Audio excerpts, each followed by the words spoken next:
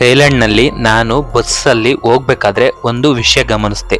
ಥೈಲ್ಯಾಂಡ್ನ almost ಪ್ರತಿಯೊಂದು ಮನೆ ಮುಂದೆ ಒಂದು ಸಣ್ಣ ದೇವಸ್ಥಾನ ತರ ಕಾಣುವ ಸ್ಟ್ರಕ್ಚರ್ ಕಾಣುತ್ತದೆ. ಮೊದಲಿಗೆ ನೋಡಿದ್ರೆ ಇದು ಡೆಕೋರೇಷನ್ ಅನ್ನಿಸ್ತದೆ, ಆದರೆ ಇದು ಡೆಕೋರೇಷನ್ ಅಲ್ಲ. ಇದನ್ನ ಸ್ಪಿರಿಟ್ ಹೌಸ್ ಅಂತ ಕರೀತಾರೆ. ಥೈ ಭಾಷೆಯಲ್ಲಿ ಸಾನ್ಪ್ರಾಪುಮ್. ಇಲ್ಲಿ ಒಂದು ನಂಬಿಕೆ ಇದೆ. ಈ ಭೂಮಿ ಮೊದಲು ದೇವತೆಗಳು ಮತ್ತು ಆತ್ಮಗಳದ್ದು, ನಂತರ ಮನುಷ್ಯರು ಇಲ್ಲಿ ಬಂದು ಮನೆ ಕಟ್ಟಿಕೊಂಡಿದ್ದಾರೆ. ಆದ್ದರಿಂದ ಆ ಆತ್ಮಗಳಿಗೆ ಮತ್ತು ದೇವರುಗಳಿಗೆ ಒಂದು ಸಣ್ಣ ಮನೆ ಕಟ್ಟಿಕೊಡುತ್ತಾರೆ, ಅವರು ಮನೆಯೊಳಗೆ ಬಾರದಂತೆ ಹೊರಗಡೆ ಇರೋಕೆ. ಈ ಸಣ್ಣ ಮನೆ ನೋಡಿದ್ರೆ ದೇವಸ್ಥಾನ ಅಥವಾ ಅರಮನೆ ತರ ಡಿಸೈನ್ ಮಾಡಿರ್ತಾರೆ.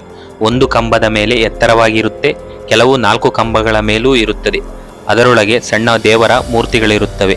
ಪ್ರತಿದಿನ ಜನರು ಇಲ್ಲಿ ಹೂವುಗಳು, ಧೂಪ, ಹಣ್ಣುಗಳು, ದೀಪ ಹಾಗೂ ಕೆಲವೊಮ್ಮೆ ಬಣ್ಣದ ಪಾನೀಯಗಳನ್ನು ಇಡುತ್ತಾರೆ.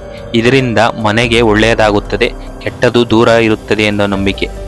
ಈ ಸಣ್ಣ ಮನೆಯ ಒಳಗೆ ನೋಡಿದ್ರೆ ಮೊದಲಿಗೆ ಒಂದು ದೇವರ ಮೂರ್ತಿ ಇರುತ್ತೆ. ಇದು ಆ ಜಾಗದ ರಕ್ಷಕ ದೇವತೆ ಅನ್ನೋ ನಂಬಿಕೆ.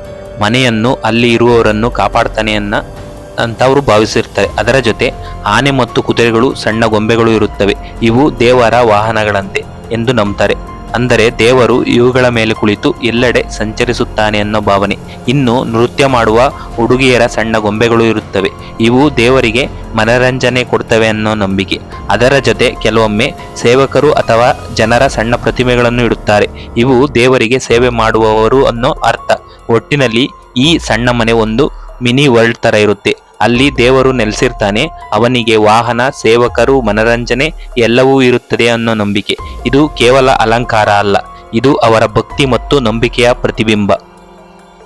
ಈ ಪದ್ಧತಿ ತುಂಬಾ ಹಳೆಯದಂತೆ. ಬೌದ್ಧ ಧರ್ಮ ಇಲ್ಲಿ ಬರೋದಕ್ಕೂ ಮುಂಚೆಯೇ ಇತ್ತು. ಪ್ರಕೃತಿಯ ಶಕ್ತಿಗಳನ್ನು ಪೂಜಿಸುವ ಪದ್ಧತಿಯಿಂದ ಇದು ಬಂದಿದೆ. ನಂತರ ಬೌದ್ಧ ಮತ್ತು ಹಿಂದೂ ಸಂಸ್ಕೃತಿ ಜೊತೆ ಸೇರಿದೆ. ಇದು ಕೇವಲ ಒಂದು ಸಣ್ಣ ಮನೆ ಅಲ್ಲ, ಇದು ಅವರ ನಂಬಿಕೆ, ಅವರ ಸಂಸ್ಕೃತಿ. ನಾವು ದೇವಸ್ಥಾನಕ್ಕೆ ಕೊಡುವ ಗೌರವದಂತೆ ಅವರು ಈ ಸ್ಪಿರಿಟ್ ಹೌಸ್ಗಳಿಗೆ ಗೌರವ ಕೊಡುತ್ತಾರೆ. ಸಣ್ಣ ಮನೆ ಆಗಿದ್ದರೂ ಅದರೊಳಗೆ ದೊಡ್ಡ ನಂಬಿಕೆ ಇದೆ. ಫಾಲೋ ಮಾಡ್ಕೊಳ್ಳಿ. ಮುಂದಿನ ವಿಡಿಯೋದಲ್ಲಿ ಥೈಲ್ಯಾಂಡ್ ಬಗ್ಗೆ ಇನ್ನೊಂದು ಮಾಹಿತಿ ಕೊಡ್ತೀನಿ. ಇಂತಹ ಹೆಚ್ಚಿನ ವಿಡಿಯೋಗಳಿಗಾಗಿ ನಮ್ಮ ಪ್ರಕೃತಿ ಪ್ರಯಾಣಿಕ ಯೂಟ್ಯೂಬ್ ಚಾನಲನ್ನು ಸಬ್ಸ್ಕ್ರೈಬ್ ಮಾಡಿ. ಅರಸಿ ಆರೈಸಿ. ಪ್ರಕೃತಿಯ ಪರಮಾತ್ಮ. ಧನ್ಯವಾದಗಳು. Channel link ಬಯೋದಲ್ಲಿದೆ.